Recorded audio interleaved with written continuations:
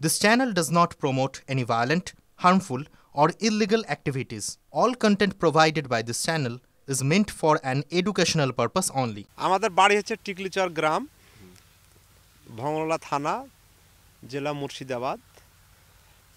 আপনার পঞ্চায়েত হচ্ছে হনুমন্তনগর অঞ্চল, 1 নম্বরের লোক আমরা।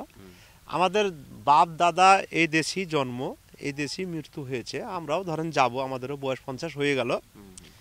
আমাদের জমি জায়গা যত আছে এদিকে বিএসএফের তার কাটার ধার দিয়ে আমাদেরকে ধরেন ওই জমিতে গেলে পারি আধার কার্ড নিয়ে যে জমা করে তখন ইচ্ছা মতন ওরা ছাড়ে, ওরে প্রশেষে ওরা ছাড়ে। 8টা না হলে ছাড়বো না, ওই কাজ করো, অমুক করো, সমক করো। এই ঘুতে আমাদের দেশে ধরেন একটাই উন্নতি। এবার যখন কলাই, যেমন একটাও কলাই নেই, সব চলে গেল। কি করে গেল? কলাই মানে চলে গেল মানে আকাশের অবস্থা হিসাবে বন্যাতে নষ্ট হয়ে গেছে। যে আকাশে আপনার নামলো কলাই বুনলাম, এবার দেখা গেল যে আকাশের পরিস্থিতি হিসাবে আল্লাহ দিল না, কালাইতে ফুল ফল সব নষ্ট হয়ে গেল, কালাই করতে পাইনি। একটাই চাষ আছে আপনাদের, ওই যে একানির চাষটা আছে, অল্প করে হয় লাগাচ্ছে। বাংলাদেশিরা কি এখানে অত্যাচার করে? না, এই জায়গাতে করে না অত্যাচার, বাংলাদেশিরা এই জায়গাতে আসে না। আপনার বাংলাদেশিরা আপনার ওই বর্ডার আছে, আমাদের জমি আছে, ওখানে কলাই টলাই আছে। একটু কলাই কাটতে গেলে আমরা আধার কার্ড করে যেতে হয়, ওরা এসে আপনার লুটপাট করেও নেয়। আর আমাদের যে আগলদার আছে, আগলদারে আপনার জোগাতে গেছিলো, ওরা কলাই মোষ দিয়ে খাইয়ে দিচ্ছিলো, দিয়ে আপনার দেখা গেছে যে ওরা এসে আপনার বলছে যে আমরা কলাই খাওয়াবো। আমাদের দেশ হচ্ছে পিলার আছে, এবার পিলার আমাদের দেশের যোগানদার গেছে, পিলারে যেমন গেছে উনি ওরা ধরে মার বিএসএফ গেছে। বাংলাদেশে এরকম অত্যাচার প্রায় করে, প্রায় করে, মাঝে মাঝে করে, মাঝে মাঝে ঠান্ডা থাকে, মাঝে মাঝে করে ওরা। এরকম সমস্যা আপনার বাংলাদেশের লোক করে আমাদের উপর। এখন কি বেড়েছে? কারণ বাংলাদেশে সরকার পালা বদলের পর, সরকার পরিবর্তন হওয়ার পর, সরকার পরিবর্তন হওয়ার পরে এই কলাইতে ঘটনাটা ঘটিয়ে দিল। মানে আরো বেড়েছে আগে থেকে? হ্যাঁ, আগে থেকে তেসরা বারকে হয়েছিল, গতবার একটা হয়নি। তেসরা বারকে একবার ওরকম করেছিল, করে গতবার শাসন করেছিল, হয়নি গো। আবার এবার ধরেন আবার নতুন করে ওরা কলা করেছে। মানে এখন বেশি ঢুকে পড়ছে, বেশিরভাগ ঢুকে চাপ দিচ্ছে আমাদেরকে, মানে ঢোকার চেষ্টা করছে। তা আমাদের ভারতের বিএসএফ বলেছে যে না, আমরা এক চিনকে জায়গা ছাড়বো না, কিন্তু আমাদের ওই রুখতে যায় দেখা গেছে যে আপনার ওই মারধর করেছে। শুধুমাত্র যে মালদার সুখদেবপুর এমনটা নয়, মুর্শিদাবাদের ভগবানগোলার সীমান্তেও কিন্তু অগ্রাসী মনোভাব বাংলাদেশিরা। এখানে কিন্তু বাংলাদেশিরা অনুপ্রবেশের চেষ্টা করে এবং এখানকার যে ফসল চাষের জমি রয়েছে সেই সব চাষের জমির ফসল খাইয়ে দেয় এবং জোর জবরদস্তি সেই সব ফসল নিয়ে চলে যায়। এখানে যে ভগবানগোলার নির্মল চর এলাকা রয়েছে, এই চর এলাকা কিন্তু কোনো কাঁটা তার নেই, সেই কারণে তারা অগ্রাসী মনোভাবভাবে গতকালই কিন্তু তারা প্রবেশ করেছিল ভারতের সীমান্তে এবং সেখানে যারা ভারতীয় কৃষক বাধা দিতে গেলে তারা সংখ্যায় প্রচুর পরিমাণে থাকায় আরও অগ্রাসী মনোভাব ছিল। সেই সময় বেশ কয়েকজন বিএসএফ জওয়ানও গিয়েছিলেন, কিন্তু সেই জায়গায় গিয়ে তাদেরকে রোকা সম্ভব হয়নি, তারা এতটাই অগ্রাসী মনোভাব ছিল।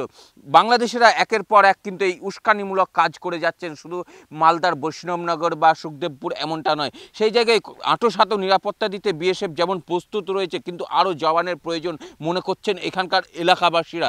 সব মিলিয়ে ভারত বাংলাদেশ সীমান্তে একটা উত্তেজনা তৈরি করার চেষ্টা করছে বাংলাদেশিরা।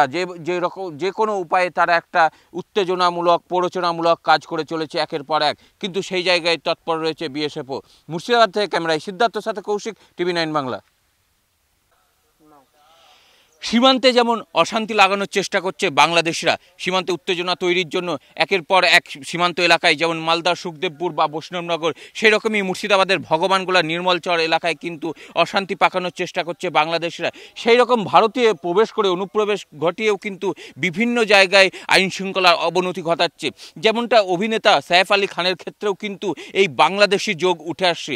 এই সীমান্ত এলাকায় যে আমরা দাঁড়িয়ে রয়েছি মুর্শিদাবাদে ভগবানগোলার নির্মলচর এলাকায়, সেই এলাকায় দীর্ঘ এলাকায় নেই কোনো কাঁটাতার, সীমান্তে কাঁটাতার না থাকার সুবাদে কিন্তু তারা অনায়াসেই প্রবেশ করে এবং এই এলাকায় ক্ষেত্রে যেমন যারা ভারতীয় কৃষক রয়েছে তাদের উপর হামলা চালায়, সেই রকমই কিন্তু তারা অনুপ্রবেশের চেষ্টা করে, বিভিন্ন রকম কার্যকলাপ করে, যারা দুর্নীতিমূলক বা বিভিন্ন বেআইনি বা বিভিন্ন চোরা কারবারি তারা করতে সক্ষম হয়। সেক্ষেত্রে এই এলাকার মানুষ চাইছেন বিএসএফের যথেষ্ট টহলদারি, কারণ যেভাবে একের পর এক বাংলাদেশিরা ঢুকে যে ভারতীয় কৃষকদের মারধর করা ছাড়ার ঘটনা ঘটছে বা ফসল নিয়ে চলে যাচ্ছে, সেখানে কোথাও যেন একটা নিরাপত্তাহীনতায় ভুগছে এখানকার মানুষজন।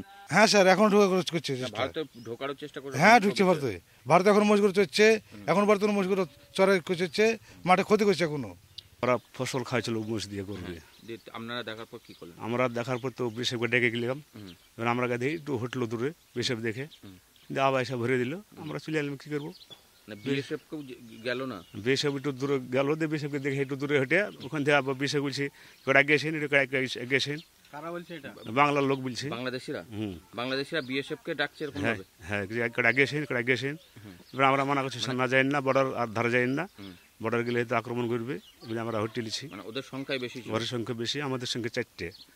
ওই বর্ডারের জন্য পুরো তার কাটা দেওয়া হোক। বাংলাদেশিরা কি এইদিকে ঢোকার চেষ্টা করে? হ্যাঁ, বাংলাদেশিরা ঢোকার চেষ্টা অত্যাচার করে অনেক। বাংলাদেশিরা কি সব জায়গাতে এরকম অত্যাচার? মালদাতেও করছে, এখানেও করছে? হ্যাঁ, পুরো বর্ডারে ওরা অত্যাচার করছে, প্রচুর পরিমাণে অত্যাচার করছে। মুর্শিদাবাদ ক্যামেরায় সিদ্ধার্থর সাথে কৌশিক, টিভি 9 বাংলা।